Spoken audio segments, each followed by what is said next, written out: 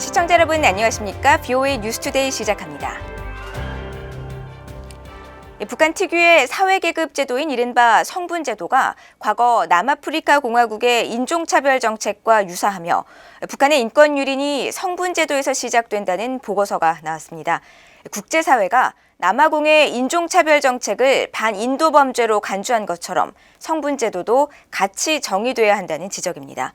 첫 소식 김영교 기자가 보도합니다. 워싱턴의 민간단체 북한인권위원회가 25일 공개한 남아공의 아파르트헤이트와 북한의 성분, 반인도주의적 범죄의 유사점이라는 제목의 보고서입니다. 하나의 집단이 다른 집단의 억압을 행사하고 식량이나 의약품 등의 접근에 제도적 차별이 있다는 점에서 북한의 성분제도와 남아프리카 공화국의 인종차별 정책인 아파르트헤이트가 매우 비슷하다고 지적합니다.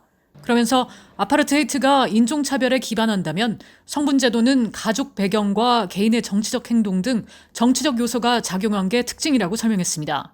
또 아파르트헤이트와 성분의 사회계급 제도와 관련된 반인도 범죄는 각각 남아공의 국민당과 북한 노동당의 정치적 목적과 정책, 관행 실행을 위해 저질러졌다고 보고서는 지적했습니다.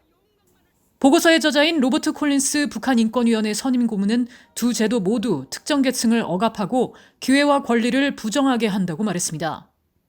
Severely limit the ability of specific groups within their countries to be able not prosper but just to live properly.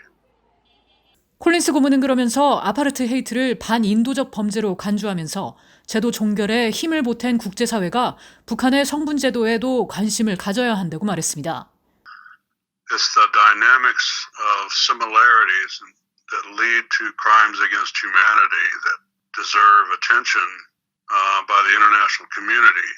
Certainly the United Nations has ruled that apartheid should be regarded as crimes against humanity. The social structure is based on the Songbun system, and so the violation of human rights starts there.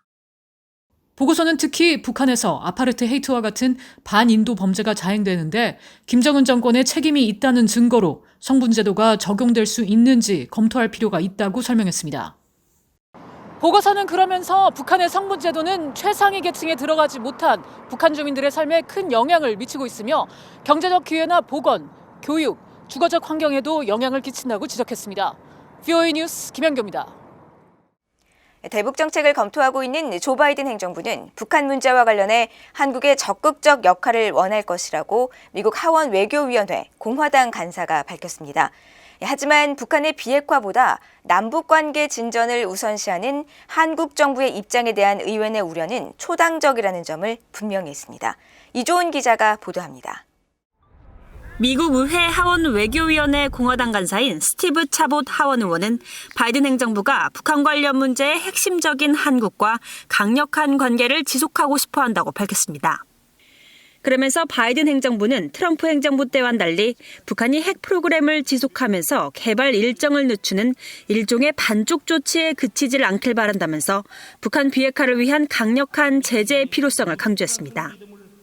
I would hope that the new administration continues that and that they do not come to some half measures where they essentially buy into the fact that North Korea can continue to have a nuclear program but slow it down to some extent. I think our position has to be full denuclearization and that we have to continue to have tough sanctions in order to accomplish that. So I don't think it's any time for the United States to go soft on North Korea. 또 바이든 대통령은 북한의 김정은 위원장을 만나기 위해 안간 힘을 쓰지 않을 것이라면서 도널드 트럼프 대통령은 김 위원장을 3번이나 만났는데 별다른 이득을 보지 못했다고 지적했습니다. The benefits from that were certainly limited, to have met 3 times face-to-face with Kim Jong-un, to meet again with a new president. I certainly wouldn't recommend that myself unless there is some sign that Kim Jong-un and the North Koreans will be more cooperative than they have been.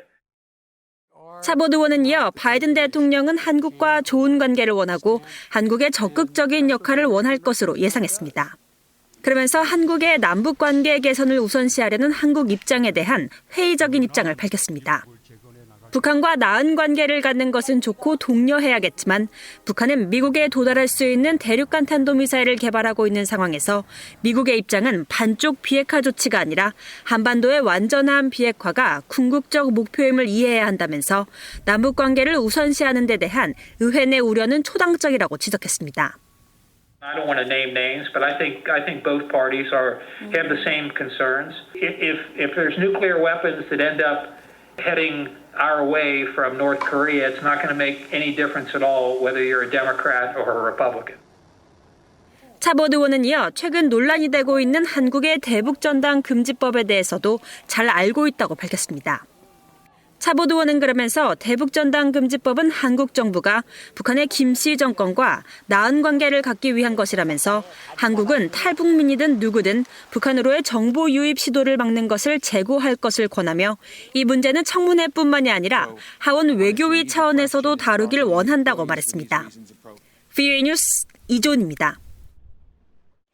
미국 국방부가 북한의 계속되는 대량 살상 무기와 핵 역량 개발은 미국뿐 아니라 영내 동맹과 우방의 안보에 위협이 된다고 밝혔습니다.